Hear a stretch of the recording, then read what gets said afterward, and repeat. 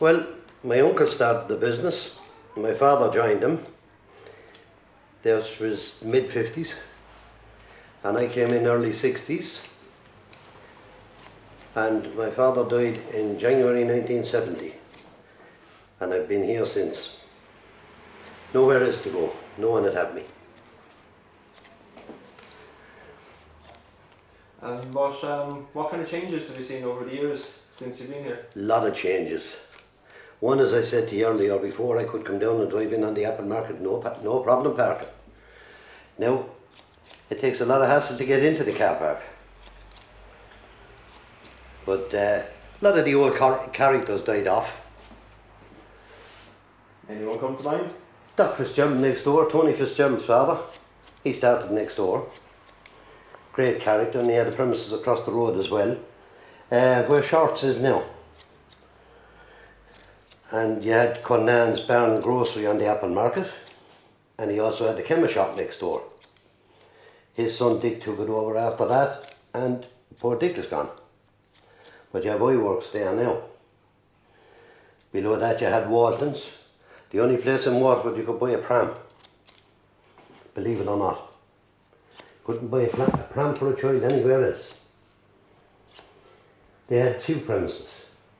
They had one down there, and they had the one across the road before Doc bought it, over where Shorts is. We had a shoe shop, Wallace's. We had Jackie Condon, ex-Waterford Hurler. He had a fish shop below that. You had Kathleen O'Neill, she had the greengrocers. You had McGrath's, the dairy. And you had a man by the name of Jack Power, who was in my business until he sold out to the Provincial Bank, and it became Bank of Ireland. No, it's just up the way there, is it? No, down on the corner at the traffic lights. And what was Red Square back, or not Red Square, what was the Apple Market like when you came here first?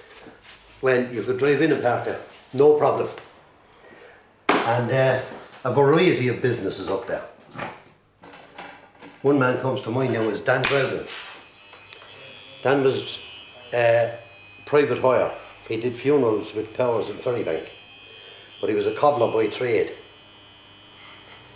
He was involved in the soccer club at one stage. I think he was secretary of the Waterford Soccer Club. And you had Doig's bookie office. Now that's going back. You had Francie Gaffney. Francie character, one of the great characters. And then you had O'Neill's. They were cobblers as well. So you had two cobblers within five premises. Can you tell us a bit about Francie Gaffney? Francie was a great character. Her daughter lives on the water side. She'd be Mrs. Kennedy.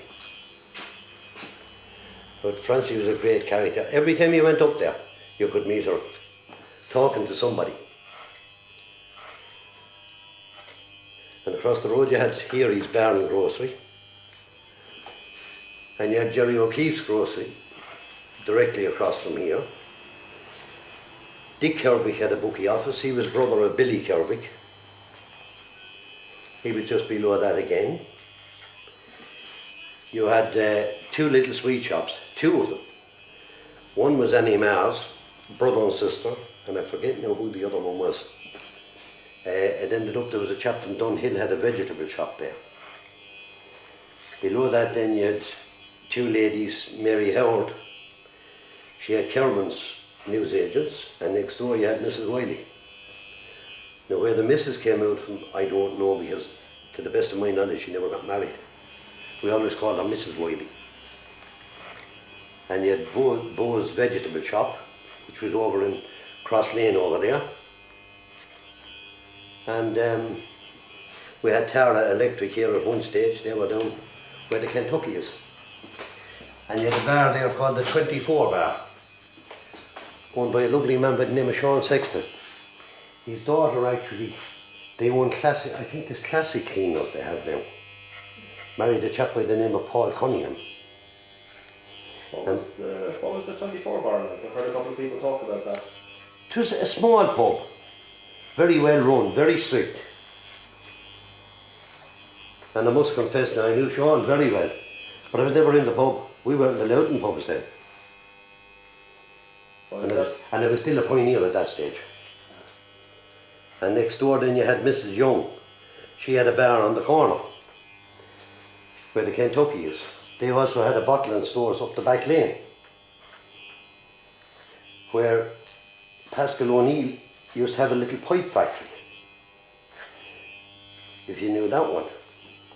And he made the rock sweets. You know, the clove rock.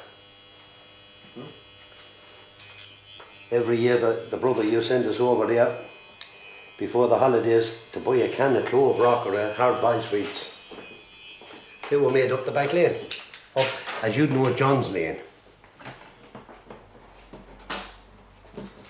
And Swift's Furniture Factory was there before the Art College. I'm going back years. But a lot of nice people in the area, good characters. And they'd always take time out to pass the time. You know, everybody knows in a hurry. Can you recall any particular characters of note? Well, as I said, Doc was a great character, in his own way now. And there was a group of them met every evening over in Jeff's. 5 or 6 of them every evening. I remember one particular incident, genuinely now. I came down one morning and all the mannequins in the window across the road were all after falling over. And I rang Doc. He lived on Ballybricken. He said, "What's up?" I said, "I don't know what's going on down here." I said, "But all the mannequins are drunk." I said, "They're all falling over." And he wouldn't believe me. When he came down afterwards, he came over and he said, "What happened to all them?" I said, "Fine."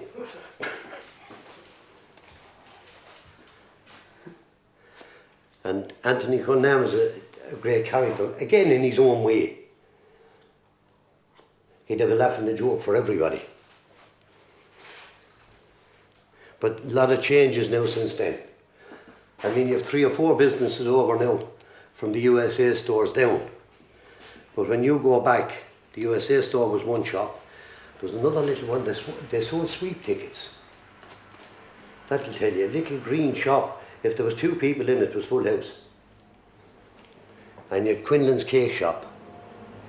Now just to look in the window, you'd be looking for the cholesterol tablets.